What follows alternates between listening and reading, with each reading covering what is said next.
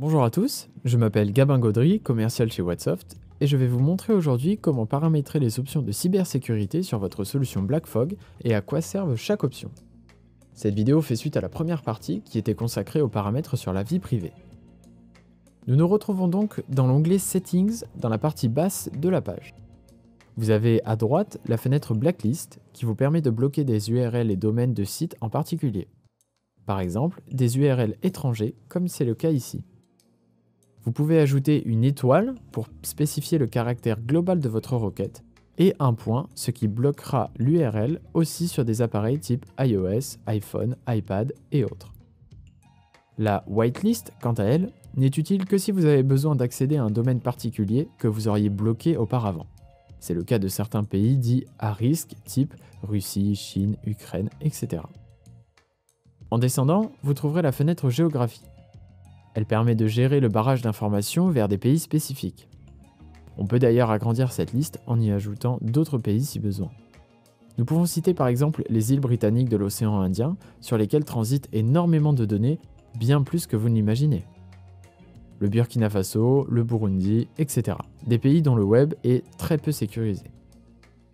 Nous pourrions inclure d'autres pays, mais quelquefois Microsoft est présent informatiquement et les bloquer pourrait signifier de ne plus pouvoir recevoir de mails de ces pays par exemple. Je peux vous conseiller de bloquer ceux avec lesquels vous êtes sûr et certain de ne pas communiquer, cela vous fera des risques en moins.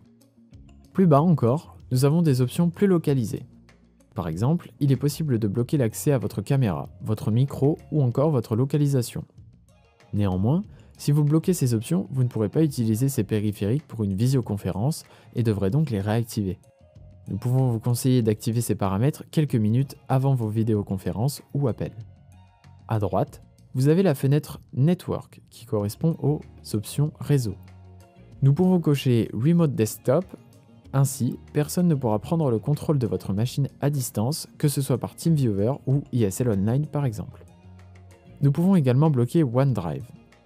Si vous n'utilisez pas professionnellement et quotidiennement cette solution, il est préférable de la bloquer car c'est un cloud assez vulnérable qui est souvent une source de vol de données. En revenant sur l'onglet de gauche, nous avons les options pour appareils Mac OS.